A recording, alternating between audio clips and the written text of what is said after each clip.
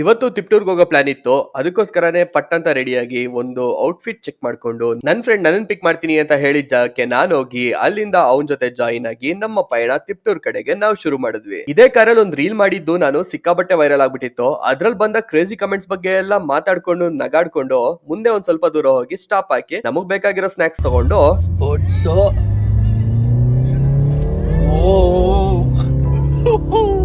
ನನ್ friend car ಓಡಿಸ್ತಿದ್ದಕ್ಕೆ ನನ್ reaction ಈ ತರ ಇತ್ತು. ಅಂಡ್ ಬೈ ದಿ ವೇ ತಿಪ್ಟೂರ್ಗೆ ಯಾಕೆ ಅಂತ ಹೇಳಲಿಲ್ಲ ಅಲ್ವಾ, ನನ್ ಸ್ಕೂಲ್ ಫ್ರೆಂಡ್ ನ ಮದ್ವೆ ಇತ್ತು. ಸೊ ತಿಪ್ಟೂರ್ ರೀಚ್ ಆಗಿದ್ದೆ, ಸೀದಾ ಮದ್ವೆ ಮನೆಗೆ ಹೋದ್ವಿ. ಅಲ್ಲವ್ರಿಗೆ ಒಂದು ಹಾಯ್ ಹೇಳಿದ್ವಿ. ಆಮೇಲೆ ಒಂದಿಷ್ಟು ತಿಂಡಿ ಮಾಡ್ಕೊಂಬಿಡಿ, ಈಗಷ್ಟೇ ಸುಸ್ತಾಗಿ ಬಂದಿದ್ದೀರಾ ಅಂತ ತಿಂಡಿ ಕರ್ಕೊಂಡು ಹೋದ್ರು. ಸೊ ಸ್ವಲ್ಪ ತಿನ್ಕೊಂಡು ಅದಾದ್ಮೇಲೆ ಸ್ವಲ್ಪ ಹೊತ್ತು ಕಾದು ಗಂಡು ಹೆಣ್ಣಿನ ರಿಸೆಪ್ಷನ್ ನಿಲ್ಸೋದಿಕ್ಕೆ, ಅದಾದ್ಮೇಲೆ ಅವ್ರಿಗೆ ವಿಶ್ ಮಾಡಿ ಬೇಗನೆ ಫಸ್ಟ್ ಹೋಗಿ ನಾವು ಬೆಂಗಳೂರು ಕಡೆ ಹೋಗೋಣ ಅಂತ ಪ್ಲಾನ್ ಹಾಕೊಂಡ್ವಿ. ಆನ್ ದಿ ವೇ ಬರ್ತಾ ಹಳೆ ದಿನಗಳ ಬಗ್ಗೆ ಮಾತಾಡ್ಕೊಂಡು ಎಷ್ಟ್ ಚೆನ್ನಾಗಿತ್ತು ನಮ್ ಸ್ಕೂಲ್ ಲೈಫ್ ಅಂತ ಸ್ವಲ್ಪ ದೂರ ಬಂದು ಊಟ ಮುಗಿಸ್ಕೊಂಡು ನಮ್ ಮನೆ ರೀಚ್ ಆದ್ವಿ. Full vlog YouTube